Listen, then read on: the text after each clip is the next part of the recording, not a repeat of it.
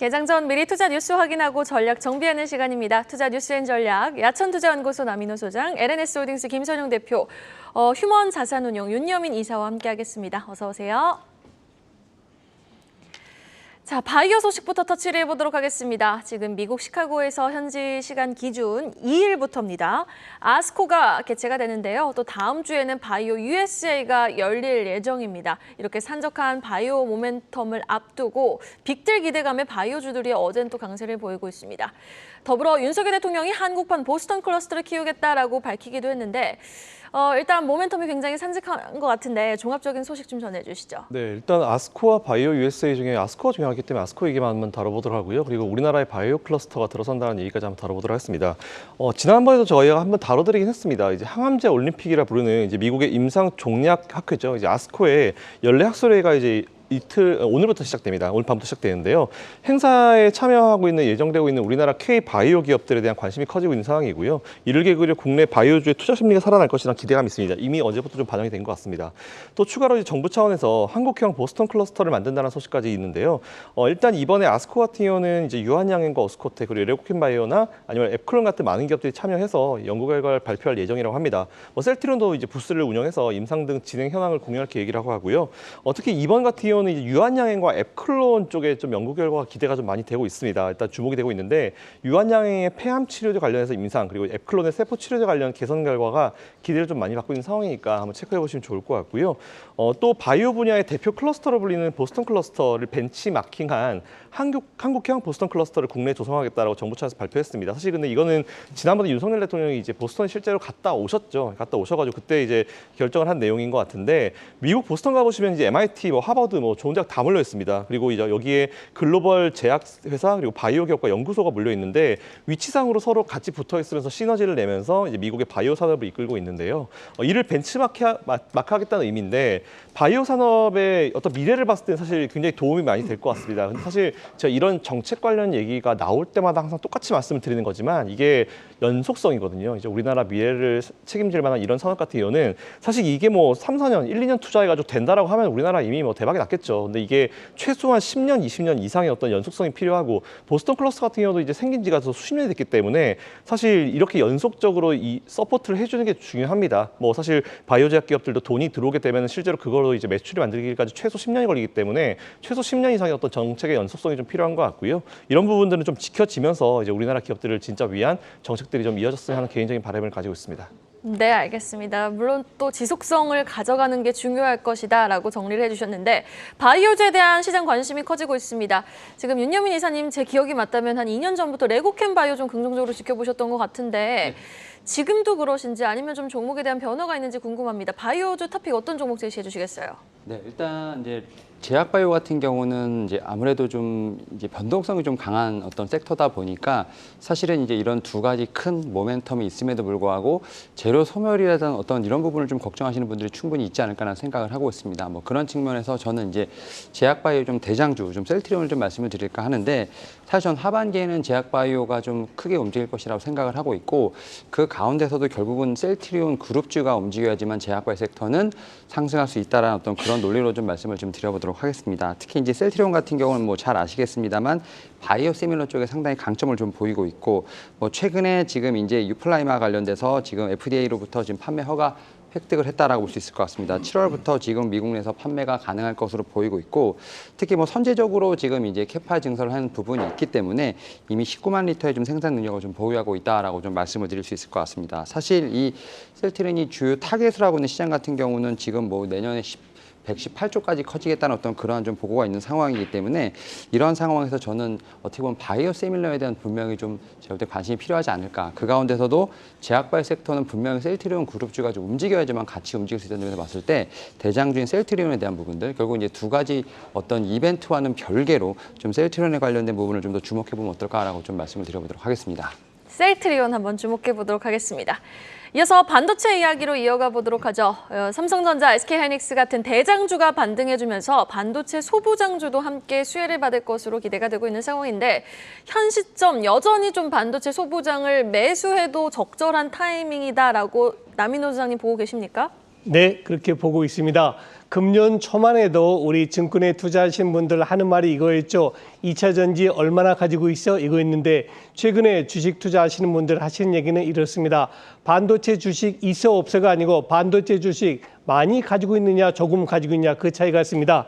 여러분 좀 더 세부적인 것은 잠시 뒤에 윤여민 이사께서 좀 더 자세히 말씀해 주실 건데요. 저는 큰 그림만 잡아 보겠습니다. 두 가지입니다. 지금도 삼성전자와 하이닉스가 주가가 사야 되냐 말아야 되냐 가지고 팔아야 되냐 안 팔아야 되냐 하지만 저는 분명히 말씀드리건데 2024년도 즉 내년도 삼성전자나 SK하이닉스의 주가 고점은 금년도 고점보다 분명히 더 높을 것이라는 걸 확실히 말씀드립니다. 그러면 이렇게 반도체 투탑이 계속 고공행진을 하고 있을 때 수혜를 보는 업종이 뭘까요? 바로 지금 나오고 있죠. 소재, 부품, 장비입니다. 지금 왼쪽에는 외국인 투자가들이 주로 매수하는 종목이고요. 오른쪽은 기관 투자가들이 주로 최근에 매수가 들어오고 있는 종목입니다. 약간 컨센트가 좀 달라요. 좀 다르지만은 이들 종목군을 여러분들 포트폴리오에 반드시 내야 된다. 제가 늘 강조 드린 대로 여러분 포트폴리오에서 20% 정도의 반도체, 투탑 및 소재, 부품, 장비가 있느냐 없느냐가 앞으로 하반기에 주식 투자 수익률을 좌우할 것이다. 이렇게 정리하겠습니다. 오, 포트에 반도체 소부장이 있느냐 없느냐가 수익률을 좌지우지할 것이다라고 정리를 해주셨는데, 자 사실 반도체 소부장 하면은 너무 범위가 크거든요. 반도체 뭐 중국과 요즘은 관련해서 수혜가 예상되는 종목들도 많이 꼽아주시고 기판도 꼽아주시고 엔비디아 관련 직접적인 수혜가 예상되는 쪽도 꼽아주시고 계시는데 압축해서 저희가 좀 봐야 될 섹터가 있다면 어떤 섹터가 있을까요? 일단은 저는 이제 반도체 소부장 좀 크게 세 가지로 좀 보는데요. 일단 최근에 좀 가장 시세가 많이 나왔던 것이 이제 DDR5 관련된 종목, 그다음에 이제 AI와 관련된 좀 반도체 쪽에서는 분명히 시세가 좀 많이 나왔습니다. 결국 이런 측면에서 반도체 섹터 내에서도 제가 볼 때는 순환매가 좀 필요하다 생각을 하고 있고, 오히려 전통적인 제가 볼 때는 소부장들 같은 경우가 그래도 지금 앞에서 말씀드렸던 두 섹터보다는 가지 못했기 때문에 제 생각에는 좀 이제 이 관련된 특히 AI라든지 뭐 DDR5 관련된 종목을 가지고 계신 분들 같은 경우는 비중 조절을 하시면서 이제 전통적인 소부장으로 좀 옮겨오시면 어떨까라고 좀 말씀을 드려보도록 하겠고, 전통적 소부장 중에서도 지금 약간 여러 가지 섹터는 아닙니다만 제가 오늘 갖고 나온 종목은 이제 대덕전자 좀 기판 쪽이라고 좀 말씀을 드릴 수 있을 것 같은데, 사실 최근에 보면 기판 관련된 종목들이 좀 시장에서 관심이 상당히 좀 멀었던 것이 사실이라고 말씀드릴 수 있을 것 같습니다. 특히 기판 관련된 종목들이 뭐 작년에 특히 이제 반도체 관련돼서 상당히 좀 어떻게 보면 좀 시세를 이끌었던 종목이라 말씀드릴 수 있을 것 같은데, 그 이후에 좀 PC라든지 여러 가지 좀 수요 부진으로 인해서 좀 긴 좀 불황의 터널을 건넜다라고 볼 수 있을 것 같은데, 최근에 이제 AI와 관련된 부분들이 좀 다시 한번 주목을 받으면서 특히 이제 TSMC라든지 뭐 이제 인텔 같은 어떻게 보면 이제 큰 회사들 같은 경우가 이제 고집적화가 되는 부분, 이런 측면에서 오사트 업체들 같은 경우도 FC BJ 관련돼서 채택률이 좀 늘어날 것이다, 뭐 층수라든지 면적이 좀 증가할 것이다라는 어떤 그런 얘기가 나오고 있는 부분이 있기 때문에 사실 긴 불황의 터널 동안 좀 투자를 열심히 해온 제가 볼 땐 동사에게 분명히 큰 수혜가 있지 않을까라는 좀 생각을 하고 있고요. 물론 이제 이 회사 같은 경우 올해보다는 내년의 실적을 좀 더 봐야 되지 않을까라는 좀 생각을 하고 있습니다. 특히 내년 같은 경우 지금 이제 매출액 같은 경우 1조 4천억 정도가 되는데, 그리고 이제 영업이익 같은 경우도 제가 볼 때 한 2천억 정도. 다만 이제 영업이익은 올해 대비 내년에 거의 한 200% 이상 증가할 것으로 보이기 때문에 지금 상황에서 보게 되면 상당히 좀 저렴한 밸류가 아닐까 좀 생각을 하면서 약간 기판 쪽에 대한 어떤 관심도 분명히 필요한 시점이 아닌가라고 좀 말씀을 드려보도록 하겠습니다. 네, 알겠습니다. 기판 쪽에 우리가 좀 주목을 해볼 필요가 있다. 원픽 종목 대덕전자 제시해 주셨고요. 반도체 관련 개별 이슈도 한번 점검을 해보겠습니다. 지금 강성부 펀드죠. KCGI가 DB하이텍을 상대로 지배구조를 개선하라는 요구를 보냈음에도 DB하이텍이 지금 제대로 된 답변을 내놓지 않고 있는 상황이다라고 밝혔는데요. 이 소식에 지금 DB가 시간에서 상한가를 기록했거든요. 어떤 내용인지 좀 종합해서 전해주시죠. 네, 뭐 사실 주주분들도 아마 아실 겁니다. 뭐 굉장히 좀 얘기가 많이 나오고 있는 기업인데요. 행동주의 펀드 KCGI가 이제 DB하이텍을 상대로 주주 소환을 발송하고 주주 행동에 나서는 어떤 액션들이 나오고 있는 상황입니다. 거버넌스 선진화를 다룬 주주 소환을 공개를 했는데, 일단 DB하이텍 경영진들과 만나서 개선 방안에 대한 논의를 하고자 했지만 협조를 하지 않았다라고 하면서 이 소환을 공개를 했습니다. 일단 내용을 좀 보니까 DB하이텍의 주가 저평가 원인이 이제 지배주주의 사적인 이익 추구, 그리고 불투명한 경영 및 내부 통제 미비, 그리고 이제 무시되고 있는 주주 권익을 꼽았는데요. 뭐 사실 이거는 어떤 기업에나 똑같이 이제 저평가 원인으로 좀 쓸 수 있는 그런 내용들인 것 같습니다. 어쨌든 상장사임에도 지배주주 일가가 이제 개인 회사처럼 경영하고 있는 것이 현실이라면서 김중희 창업회사 회장의 어떤 퇴사 그리고 김남호 회장의 책임 경영을 요구한다라고 밝혔는데요. 일단 이에 DBIT 얘기도 좀 들어봐야겠죠. 이제 어떤 얘기를 했냐면 대화를 거부한 게 아니라 이제 KCGI 쪽에서 요구한 자료가 너무 많다, 너무 방대하다, 그리고 영업 비밀과 관련되어 있는 내용도 있어가지고 준비하는 시간이 좀 걸린 것이다라고 설명을 했습니다. 사실 뭐 저도 사실 직접 관련자가 아니기 때문에 이게 진짜 이런 얘기를 서로 오갔는지, 만약 이런 생각을 가지고 있었으면은 KCGI 측에 좀 미리 얘기를 해줬으면 대화가 되지 않았을까 싶은데 아마 없었으니까 공개가 됐겠죠. 어쨌든 근데 이게 잘 모르긴 하지만 앞으로 이제 이 두 양쪽에서 어떻게 이제 앞으로 액션을 취해 나갈지 좀 지켜보시면 좋을 것 같고요. 어쨌든 저평가사 구간에 대한 부분은 저도 이제 충분히 공감을 하고 있는 부분이기 때문에 이런 부분이 만약에 사라지게 되면은 아무래도 주가가 상방 쪽이 좀 더 뚫리지 않을까라는 개인적인 생각을 가지고 있습니다. 어쨌든 관련주 투자하고 계신 분들은 계속 체크하시면서 투자를 이어가 보시면 좋을 것 같다라는 의견 드리겠습니다. 4월까지 지금 굉장히 가파르게 우상향 추세를 보였다가 현재 구간은 완전히 지금 좀 조용한 모습을 보이고 있는 DB하이텍과 DB, 오늘부터 한번 주가 추이 지켜보도록 하겠습니다. 계속해서 다음 이슈 보겠습니다. 변압기 업황에 훈풍이 분다. 확인해 보시죠. 주요국 신재생에너지 성장에 힘입어서 또 국내 변압기 시장도 호황기를 맞이했다고 하는데요. 무려 10년 만에 수출이 급증을 했다고 합니다. 변압기 업황이 얼마나 좋으면 또 이런 기세가 나온 걸까요? 네, 사실 저도 어제 이 기사 보고 나서 진짜 아차했습니다. 내가 왜 변압기를 생각을 못했을까라는 생각을 좀 가졌었는데요. 국내 변압기 업계가 글로벌 전기차 시장의 어떤 성장세 그리고 주요국의 신재생 에너지 관련 정책 채택에 힘입어서 10년 만에 초호황기를 지금 거두고 있다. 뭐 르네상스 시대라는 표현까지 썼더라고요. 이렇게 맞이하고 있다는 그런 좋은 소식이 나왔습니다. 어쨌든 잘 되고 있는 부분이니까 좋은 소식이라고 제가 표현을 했고요. 어제 관세청의 수출입 무역 통계가 나왔습니다. 여기를 보니까 5월 달에 이제 10만 킬로볼트암페어라고 하는데 KVA라고 있는데요. 이거 이상 초고량의 그 수출 금액이 YOY로 따져보니까 139%가 증가했습니다. 6,427만 달러가 나왔고요. 매달 이거는 역대 최대치를 계속 경신을 하고 있다고 합니다. 그래서 일단 이게 지금 주가 상황 관련 기업들, 이제 변압기 관련 기업들 한번 쭉 한번 살펴보시고 직접적으로 항상 제가 말씀드리지만 관련주로 엮이면 적어도 30에서 40% 이상은 매출이 나와야 관련주로 엮을 수 있고요. 이에서 아무래도 전기차에 대해서 관심 많으신 분들은 연결돼서 변압기도 충분히 관련 섹터로 엮일 수 있기 때문에 혹시나 아직 투자를 못하고 계시거나 아니면 공부가 좀 안 되신 분들은 지금 바로 공부해 보셔도 좋을 것 같다라는 의견 드리겠습니다. 대표적인 변압기 관련주 지금 화면으로 나가고 있는데 윤여민 이사님께 또 질문을 드려보도록 하겠습니다. 지금 이렇게 미국을 중심으로 늘어난 변압기 수요가 글로벌 전역으로 확대가 되는 추세라고 합니다. 현 시점에서 추가 상승이 되는 관련, 추가 상승 여력이 점쳐지는 관련주 꼽아주신다면 어떤 종목이 있을까요?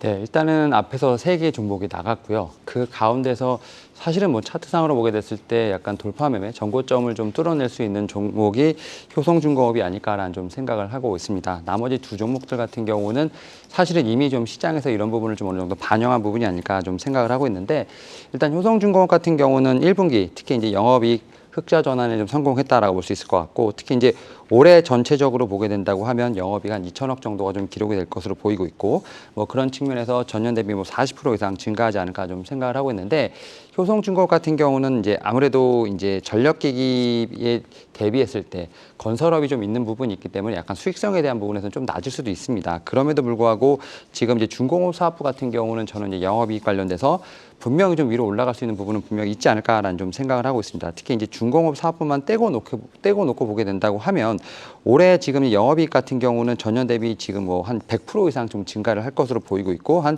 1,400억 정도가 예상될 것으로 보이고 있기 때문에 이 중공업 부분에서 분명히 아웃퍼폼하는 부분은 좀 체크해볼 필요가 있지 않을까 좀 생각을 하고 있습니다. 여기에 지금 이제 미국이라든지 중국향에 대한 수주량이 지금 한 지난해 대비해서 20% 늘어날 것으로 보이고 있는데, 미국 공장의 가동률이 70% 이상 올라오게 된다고 하면 향후에 좀 이익 상승률도 좀 있지 않을까 생각을 하고 있습니다. 뭐 그런 측면에서 세 개 회사 다 훌륭한 부분은 있습니다만 지금 현 시점에서 보게 된다고 하면 오히려 좀 더 이 편안한 자리에서 매수할 수 있는 건 효성중공업이 아닐까라고 좀 생각을 하고 있습니다. 네, 알겠습니다. 그리고 뭐 우리 증시에 무슨 전기 붙은 종목도 굉장히 많잖아요. 이화전기, 뭐 재룡전기, 그런 종목들도 좀 강세가 이어질까요?